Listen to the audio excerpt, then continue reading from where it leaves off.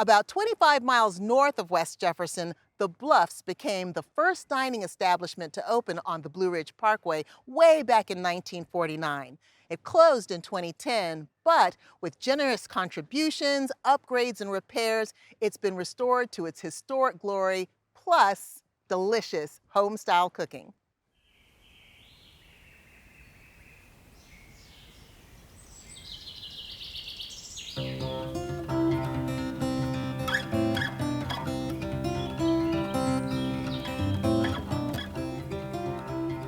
The Bluffs is one of the crowning jewels of the Blue Ridge Parkway.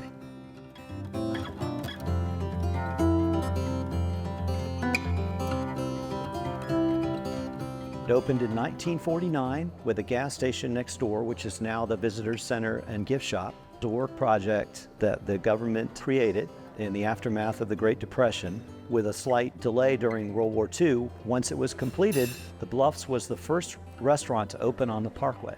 My name is Cal Ledbetter, and I'm the operator of the Bluffs Restaurant. Tell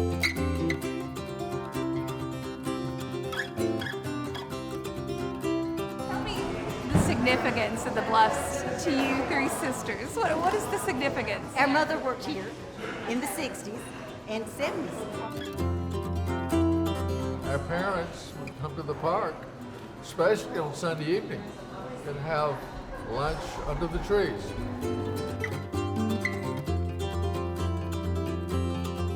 It's just a great way to get away from the city, the hustle bustle, and see a little bit about the country and the nature that is thriving up here, and take pride in this magnificent parkway, 469 miles, and we're almost in the dead center. Mile marker 241 in Dalton Park.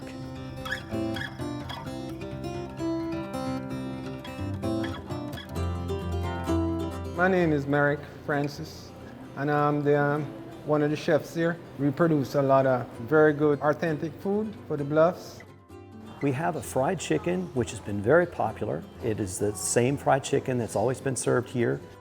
No, the fried chicken can be a long process. I use lemon juice to make sure I clean off all of that excess. Then I use all my spices and marinate them for the next day. And then when you fry it, actually all the spice just combine. See people enjoying food is a satisfaction to me. When the restaurant and the lodge closed at the end of the 2010 season, people were really disappointed. Well, we knew it had been closed because they had closed the parkway. There was an outpouring of interest in the community to bring back the restaurant and the lodge, and the Blue Ridge Parkway Foundation led the call to raise money in the community. There started to be a groundswell of interest of trying to find some other way of reopening. That citizen activation helped get a funding grant from the Appalachian Regional Commission as well as the North Carolina General Assembly. Altogether, the foundation and all the partners and communities have raised about $1 million.